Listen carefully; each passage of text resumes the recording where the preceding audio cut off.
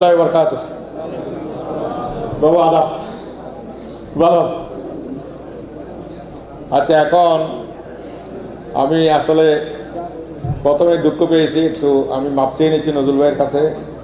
এইভাবে আমাদের আমি তো সেক্রেটারি, আমিরের পরে আমার বক্তব্য দেওয়াটা ঠিক হয় না। আমি মনে করছি আমার বক্তব্য বোধহয় দিতেই দিবে না, এত এখানে আসলে তারকার মেলা হয়েছে। তো আপনারা তো মঞ্চে দেখছেন কয়েকজন, ভিতরে যারা চেহারা দেখাতে চাচ্ছে না নানা কারণে, ভিতরে কি পরিমাণ লোক আছে আপনারা বুঝতে পারছেন না। আমি তাদেরকে জোর করেও আনতে পারছি না, আমি নিচেও নেমে যেতে পারছি না। তো আমাদের মোহতারাম নেতৃবৃন্দ আছেন, নাম ধরছি না, আমাদের এখানে বিশিষ্ট অন্যান্য পেশায় পতিতদশা ব্যক্তিরা আছেন, আমাদের বৌদ্ধ ধর্মীয় নেতৃবৃন্দ আছেন, আমাদের বৌদ্ধ ধর্মীয় গুরু আছেন, এবং এখানে হিন্দু ধর্মেরও কয়েকজন আসার কথা ছিল, বিভিন্ন কারণে ওনারা উপস্থিত হতে পারেন নাই, মনে হয় আসবেন না মনে হয় আজকে আর। আচ্ছা, যাই হোক, আমাদের আপনারা যারা সামনে আছেন সবাইকে পুনরায় সালাম দিচ্ছি। আসসালামু আলাইকুম ওয়া রাহমাতুল্লাহি ওয়া বারাকাতুহু।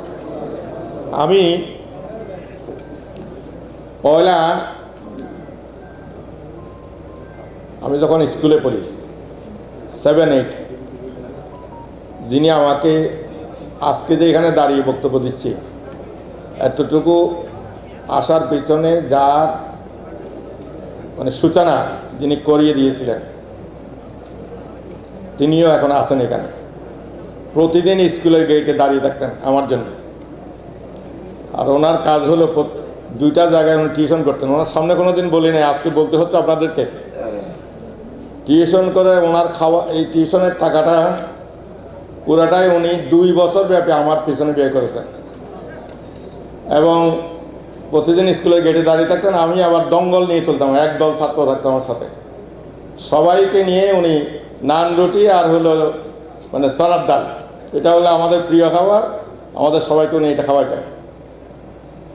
ওনার নামও আমার নাম, নুরুল আমিন। খুব বয়োজ্যেষ্ঠ, অসুস্থ, তারপরও কীভাবে উনি এখানে চলে আসতেন, সেই থেকে এই পর্যন্ত কেমন বসে আছেন আমি একটু অবাক হচ্ছি। আসেন এখানে, আমি ওনাকে একটু শ্রদ্ধার জন্যে এবং দোয়ার জন্যে একটু দাঁড়াতে বলবো। জি, নুরুল আমিন ভাই, জি, আসসালামু আলাইকুম রহমতুল্লাহ।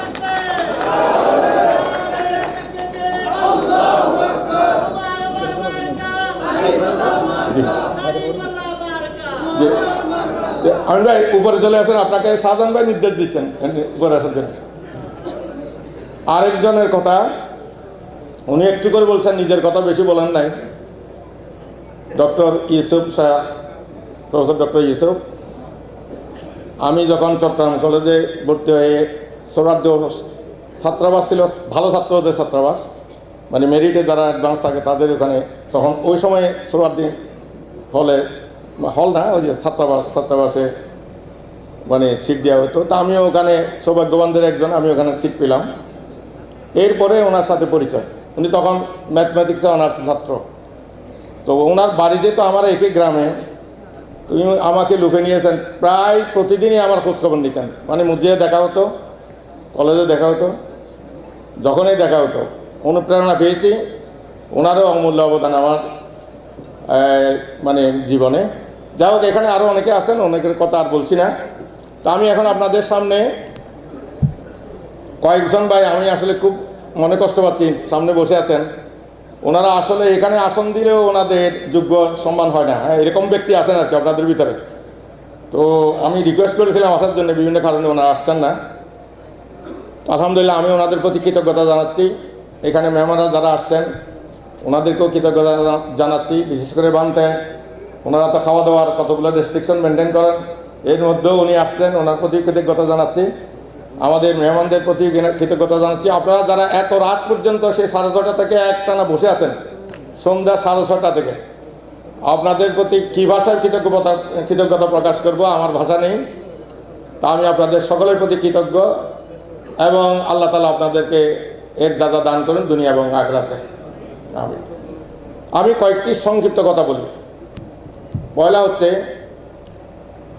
আমি এমপি হওয়াটা বড় কথা না, আমি একজন সমাজকর্মী, আমি একজন রাজনৈতিক কর্মী, আমি একজন দায়ী ইলাল্লাহ।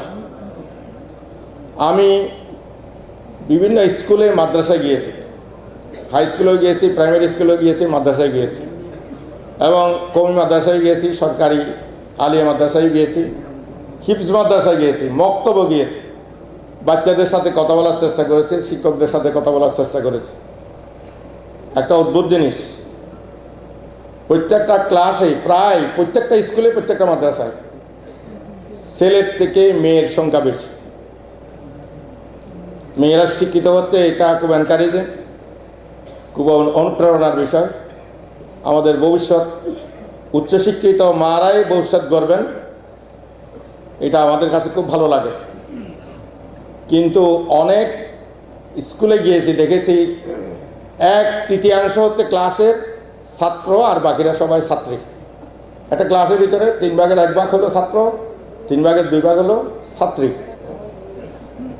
আমি একটু রসিকতা করে বলছি শিক্ষকদেরকে, ওদেরকে বলি নাই, ছাত্রছাত্রীদেরকে বলি নাই, যে আমাদের এই উচ্চশিক্ষিত মেয়েরা যখন উচ্চশিক্ষিত হওয়ার কারণে উচ্চ পেশাজীবী হবে, উচ্চ কর্মসংস্থানে তারা নিয়োজিত হবে, তাদের জন্য তো কোনো জামাই খুঁজে পাওয়া যাবে না। একটু রসিকতা করে শিক্ষকদেরকে বললাম যে আসলে এই মেয়েরা তো ওই ভবঘুরে ছেলেদেরকে বিয়ে করবে না। আপনারা ফটিকছড়িবাসী, এখানে প্রত্যেকটা ইউনিয়নের প্রত্যেকটা বাড়ির গুরুত্বপূর্ণ ব্যক্তিরা এখানে আছেন।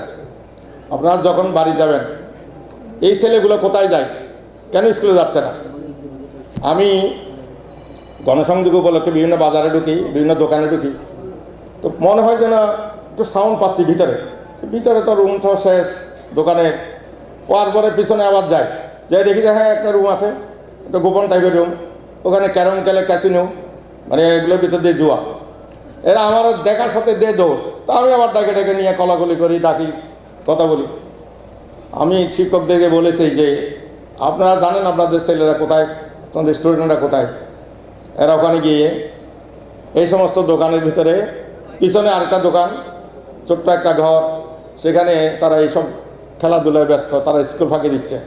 আপনারা গার্ডিয়ানদেরকে দেখেন, তাদের সাথে কাউন্সেলিং করেন, তাদের সাথে বসেন, তারা কেন স্কুল ফাঁকি দিচ্ছে এগুলো তাদেরকে বোঝান, এবং আপনাদের সাথে যদি একটা সংযোগ গড়ে ওঠে, বাচ্চারা এইভাবে নষ্ট হবে না। আমি আপনাদেরকে এই মেসেজটা দিলাম। এরপরে আমি আরও কিছু বিষয় বলি। ফটিকছড়ি উপজেলা বিশাল অনেক বড় উপজেলা, 2টা উপজেলা করার জন্যে, আরেকটা বিভক্ত করার জন্য নতুন উপজেলার সিদ্ধান্ত হয়েছে, কার্যকর করার জন্য উদ্যোগ নেওয়া হয়েছে। কিছু অসন্তোষ আছে, স্থানটা, উপজেলা হেডকোয়ার্টারটা কোথায় হবে, দক্ষিণে হবে না উত্তরে হবে।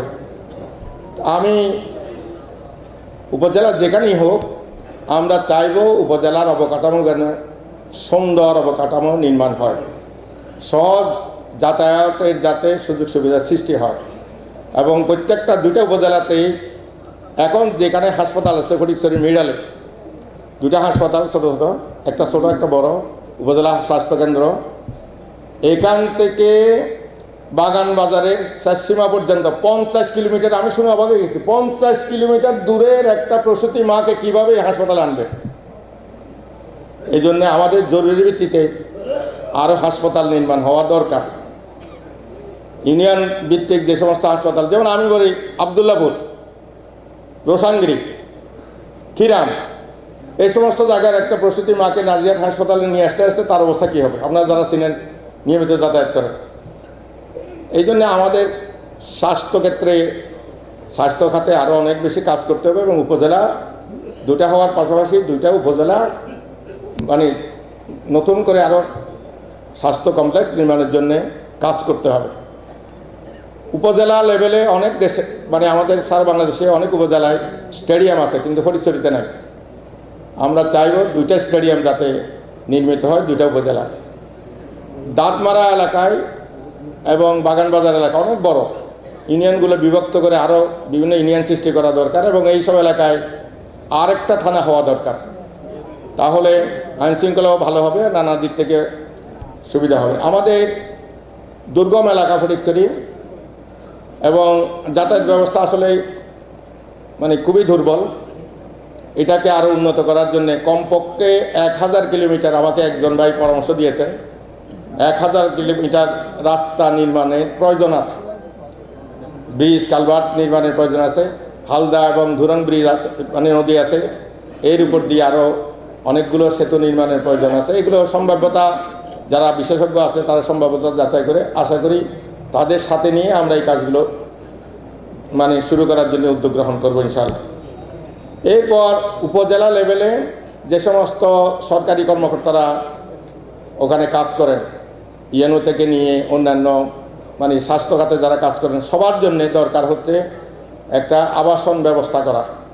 এই আবাসন সংকট আছে, আবাসন সংকটের ব্যবস্থা নেই। ফটিকছড়ি কলেজ সরকারি কলেজ, এই কলেজের উদ্যোগ করেই কোনো বাসা নেই, উনিও শহর থেকে নিয়মিত যাতায়াত করেন। তো আমরা চাইব সরকারি কর্মকর্তাদের, কলেজ সহ সরকারি স্কুলের শিক্ষকদের সহ সকলের জন্যে আবাসন সংকট মানে যে কোনোভাবে দূর করে যাতে এটার একটা সংস্থান করা যায়। আমরা এখানে অনেক স্কুলের, প্রায় উপজেলাতে এটা আছে, শিক্ষা খাতে এই কাজগুলো করতে হবে সারা দেশের জন্যে। আমি ওখানে গিয়ে দেখেছি যে দিনাজপুর থেকে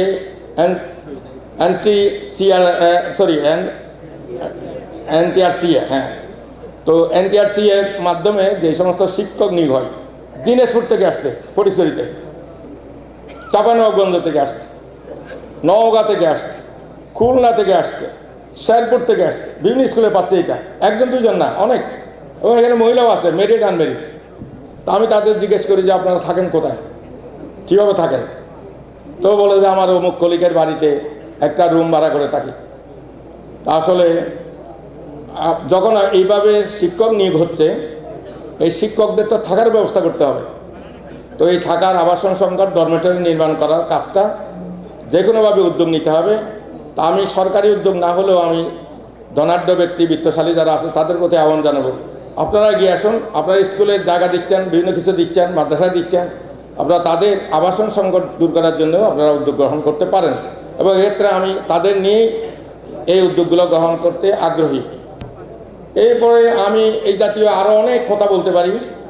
আমি তো ঘোরার চেষ্টা করেছি পুরো এলাকায়, প্রত্যেকটা জায়গায়, এবং প্রত্যেকটা জায়গায় কী সমস্যা এগুলো চিহ্নিত করার চেষ্টা করি, বোঝার চেষ্টা করি, কথা বলি। আমি কৃষকের সাথে কথা বলি, আমি হোটেল শ্রমিকদের সাথে কথা বলি, নির্মাণ শ্রমিকদের সাথে কথা বলি, এবং তাদের সাথে আমি খুব ঘনিষ্ঠভাবে মিশে যাওয়ার চেষ্টা করি, আপন ভাইয়ের মতো মিশার চেষ্টা করি। আমি এখানে বৌদ্ধ ধর্মাবলম্বী যারা আসছেন ওনাদের কথা, ওনারা সংখ্যালঘু বলেন। আমরা তো কাউকে সংখ্যালঘু হিসেবে দেখতে চাই না, আমরা চাই সবাই আমাদের ভাই বোন, আমরা একই দেশের নাগরিক। আমরা একই আইনের ভিত্তিতে চিকিৎসা সুবিধা, শিক্ষা সুবিধা, আবাসন সুবিধা, সরকারি চাকরি পাওয়ার সুবিধা, ন্যায় বিচার প্রাপ্তির সুবিধা সবগুলো সমানভাবে ন্যায্যতার ভিত্তিতে সমানভাবে ভোগ করব, সমানভাবে নিশ্চিত করব, সমানভাবে পাব। এটাই তো আমাদের দেশ। এরকম দেশই আমরা চাই। সংখ্যালঘু ভাববে কেউ, এটা আমরা চাইব না। আমরা কেউ সংখ্যাগুরু ভাববো নিজেদেরকে, এটা আমরা চাইব না। আমরা চাইব আমরা সবাই ভাই বোন, সকলেই আমাদের দেশের নাগরিক, এবং ওনাদেরই অগ্রাধিকার আমাদের কাছে। যদি ওনারা ফিল করেন যে নিরাপত্তাহীনতা বা কোনো সমস্যা, তাহলে আমাদের উচিত হচ্ছে, আমাদের মধ্যে কোনো একটা সমস্যা আছে, নাহলে ওনারা এই অনুভূতি ওনাদের মধ্যে তৈরি হলো কেন, এটা দূর করতে হবে এবং ওনাদের পাশে দাঁড়াতে হবে এবং ওনাদের পাশেই থাকতে হবে। এবং আমরা অগ্রাধিকার ভিত্তিতে ওনাদের নিরাপত্তার ব্যাপারে আমরা দায়িত্ব নেব ইনশাআল্লাহ। এরপর হচ্ছে আজকে হিন্দু কমিউনিটির ভাইরা আসেন নাই, আমাদের একজন খুব নাম করা লয়ার, উনি আজকে আসার কথা ছিল, নামটা বলছি না যেহেতু উনি আসেন নাই। উনি আবার বলছেন যে আপনি যদি আমাদের দায়িত্ব নেন আপনাকে ভোট দেবো। আমি বললাম যে আমার কাছে অদ্ভুত লাগছে, আপনার দায়িত্ব নেব কেন? আপনি তো আইনের দৃষ্টিতে, আইনের ভিত্তিতে, সাংবিধানিক এবং নানান বিভিন্ন যে বিধিবিধান আছে সরকারের এবং আমাদের আইনের যে বিধিবিধান, এর মাধ্যমে আপনি সুরক্ষিত। এরপরেও যদি আপনি সুরক্ষা না পান, আইন বদলাবো। আর আমাদের যেটা বলছেন, আমরা সংখ্যাগুরু ভাবতে চাই না, আপনাকে ভাই হিসেবে, মুরব্বী হিসেবে ভাবতে চাই। আপনার সকল কিছু যে কোনো সময় বলবেন, আপনার পাশে এসে দাঁড়াবো, আপনার দায়িত্ব গ্রহণ করব। এটা তো আলাদা জিনিস, কিন্তু আপনার ভিতরে এই অনুভূতিটা কেন হবে, যেটা আজকে এই ভান্ত এবং অন্যান্য আমাদের বৌদ্ধ ধর্মাবলম্বী নেতৃবৃন্দও বললেন যে আমরা ছোট্ট কমিউনিটি, ছোট্ট আমাদের এত পরিবার। ওটা ভাববেন না, আপনারা ছোট পরিবার না, আপনারা আমাদের সকলের মিলেই আপনাদের পরিবার, আমরা সকলেই আপনাদের পরিবার, আপনারাও আমাদের পরিবার। আমি একটু লম্বা হয়ে যাচ্ছে, আমাদের মৌলানা শাহজাহান ভাই বক্তব্য রাখবেন। আমি আরেকটা কথা বলি, আমাদের উলামায়ে কেরাম, আধুনিক পৃথিবীকে আমাদের জানতে হবে। আমরা শুধুমাত্র মাদ্রাসায় যাদেরকে পড়াই, যারা শিক্ষা দেই, এখন শুধু ওখানে আপনার বাচ্চাটা, আপনি যে বাচ্চাটাকে শেখাচ্ছেন, পড়াচ্ছেন, সে কিন্তু ওখানেই শুধু আপনার পাঠের মধ্যেই নাই, গোটা পৃথিবী সে দেখছে। এই একটা ছোট্ট মোবাইলের মাধ্যমে গোটা পৃথিবীর সাথে সে কানেক্টেড।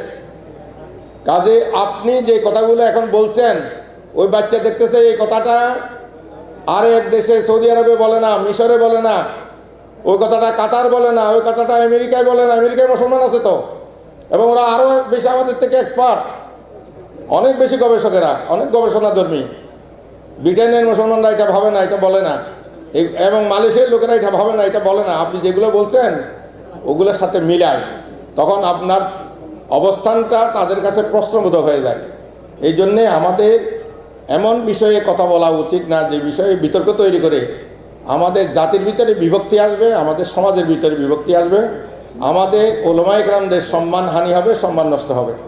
আমরা আশা করব সকল উলামায়ে কেরাম ঐক্যবদ্ধ হয়ে আমাদের জুলাই বিপ্লবের এই চেতনাকে, জুলাই বিপ্লবের এই অবস্থানকে আমরা বাংলাদেশে একটা নতুন বাংলাদেশ, আধুনিক বাংলাদেশ, সমৃদ্ধ বাংলাদেশ, নৈতিকতা সম্পন্ন বাংলাদেশ, দুর্নীতিমুক্ত বাংলাদেশ এবং আমাদের ভবিষ্যৎ প্রজন্মের জন্য স্বপ্নের বাংলাদেশে পরিণত করব ইনশাআল্লাহ।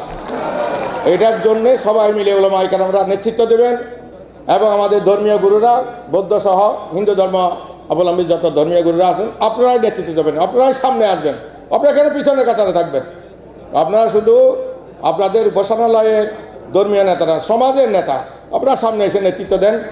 আমাদেরকে আপনারা প্রশ্ন করুন, আমাদেরকে, আমাদের মতো যারা রাজনৈতিক নেতা, তাদেরকে প্রশ্ন করুন, তাদেরকে আপনারা জিজ্ঞাসা করুন, তাদেরকে নানান বিষয়ে সওয়াল করুন, তাদেরকে বলতে বাধ্য করুন কেন দুর্নীতি হয়, কেন টাকা পাচার হয়, কেন সন্ত্রাস হয়, কেন ছেলেদের হাতে অস্ত্র যায়, কেন ছেলেদের কাছে মাদক যায়।